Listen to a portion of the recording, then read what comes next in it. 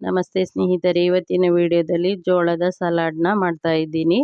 ಇದು ಡಯಟ್ ಮಾಡೋರ್ಗಂತೂ ಊಟದ ಬದಲಿಗೆ ಅಥವಾ ತಿಂಡಿ ಬದಲಿಗೆ ಇದನ್ನ ಮಾಡಿಕೊಂಡು ಒಂದು ಬೌಲ್ ತಿಂದರೆ ಸಾಕು. ಮೊದಲಿಗೆ ನಾನಿಲ್ಲಿ ಒಂದು ಜೋಳನ ತಗೊಂಡು ಕಾಳುಗಳನ್ನ ಬಿಡಿಸಿಟ್ಕೊಂಡಿದ್ದೀನಿ. ಅದಾದ ನಂತರ ನಾನು ಒಂದು ಪಾತ್ರೆಗೆ 3 ಲೋಟ ನೀರನ್ನ ಕುದಿಯೋಕೆ ಇಟ್ಟಿದ್ದೆ. ಅದು ಕುದಿಯುವಾಗ ಬಿಡಿಸಿಟ್ಕೊಂಡಂತಹ ಒಂದು ಜೋಳದ ಕಾಳುಗಳನ್ನ ಸೇರಿಸ್ಕೊಂಡಿದ್ದೀನಿ. ಹಾಗೆಯೇ ರುಚಿಗೆ ತಕ್ಕಷ್ಟು ಕಲ್ಲುಪ್ಪನ್ನ ಹಾಕ್ಕೊಂಡು ಈ ಕಾಳನ್ನ ಒಂದು 8 ರಿಂದ 10 ನಿಮಿಷ ಜೋಳನ ಬೇಯಿಸಿ ಎತ್ತಿಟ್ಕೊಳ್ತೀನಿ.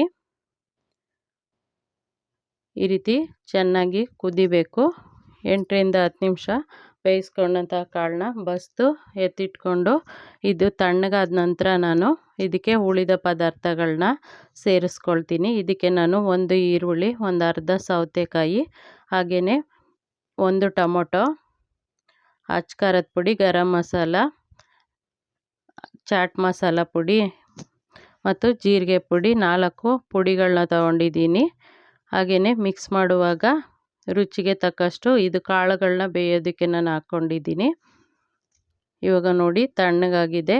ಕಾಳು ಬಸಿಯೋ ಪಾತ್ರೆಗೆ ಹಾಕಿ ಬಸ್ದಿಟ್ಕೊಂಡಿದ್ದೆ ನೀರನ್ನ ಸಪ್ರೇಟ್ ಮಾಡಿ. ಇವಾಗ ಒಂದು ಅಗಲವಾದ ಪಾತ್ರೆಗೆ ಹಾಕ್ಕೊಂಡು ತಣ್ಣಗಾಗೋದಕ್ಕೆ ಬಿಟ್ಟಿದ್ದೆ. ಇವಾಗ ನಾನು ಸೌತೆಕಾಯಿ, ಒಂದು ಕ್ಯಾರೆಟು, ಸ್ವಲ್ಪ ಕೊತ್ತಂಬರಿ ಸೊಪ್ಪು, ಒಂದು ಟೊಮೊಟೊ, ಒಂದು ಈರುಳ್ಳಿ ಸಣ್ಣ ಕಟ್ ಮಾಡಿರೋದನ್ನ ಸೇರಿಸ್ಕೊಂಡಿದ್ದೀನಿ. ಹಾಗೆ ಒಂದು ಕ್ಯಾರೆಟ್ ತುರಿ ಹಾಕ್ಕೊಂಡೆ. ನೀವು ಇದಕ್ಕೆ ಬೇಕಿದ್ದರೆ ದಪ್ಪ ಮೆಣಸಿನ್ಕಾಯಿನೂ ಸೇರಿಸ್ಕೋಬೋದು. ಇವಾಗ ಹಾಕ್ಕೊಂಡಿದ್ದು ಜೀರಿಗೆ ಪುಡಿ ಹಾಗೆ ಮೆಣಸಿನ ಪುಡಿ, ಆನಂತರ ನಾನು ಅಚ್ಚ ಖಾರದ ಪುಡಿ ಹಾಗೆ ಚಾಟ್ ಮಸಾಲ ಪುಡಿನ ಸೇರಿಸ್ಕೊಂಡಿದ್ದೀನಿ. ಚಾಟ್ ಮಸಾಲ ಪುಡಿ ಇಲ್ಲದೇ ಇದ್ದರೂ ಪರವಾಗಿಲ್ಲ, ಹಾಗೇ ಮಾಡ್ಕೊಳ್ಳಿ, ಅದು ಚೆನ್ನಾಗಿರುತ್ತೆ. ಈಗ ರುಚಿಗೆ ತಕ್ಕಷ್ಟು ಪುಡಿ ಉಪ್ಪನ್ನ ಸೇರಿಸ್ಕೊಂಡಿದ್ದೀನಿ.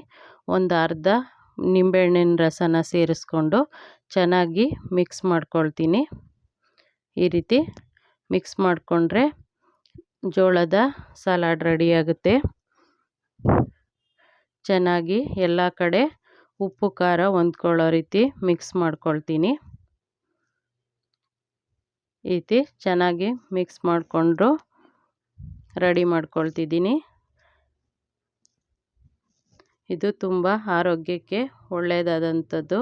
ಈ ವಿಧಾನದಲ್ಲಿ ಒಮ್ಮೆ ಟ್ರೈ ಮಾಡಿ ಹೇಗೆ ಬಂತು ಅಂತ ತಿಳಿಸಿ. ಈ ವಿಡಿಯೋನ ನಿಮ್ಮ ಸ್ನೇಹಿತರಿಗೂ ಶೇರ್ ಮಾಡಿ ಸ್ನೇಹಿತರೆ. ಹಾಗೆ ಮೊದಲನೇ ಬಾರಿಗೆ ನಮ್ಮ ವಾಹಿನಿನ ನೋಡ್ತಾ ಇದ್ದರೆ ಪ್ಲೀಸ್ ಸಬ್ಸ್ಕ್ರೈಬ್ ಮಾಡಿಕೊಂಡು ನೋಡಿ. ಹಾಗೆ ಈ ವಿಧಾನದಲ್ಲಿ ಒಮ್ಮೆ ಟ್ರೈ ಮಾಡಿ ಹೇಗೆ ಬಂತು ಅಂತ ತಿಳಿಸಿ ಸ್ನೇಹಿತರೆ. ಧನ್ಯವಾದಗಳು.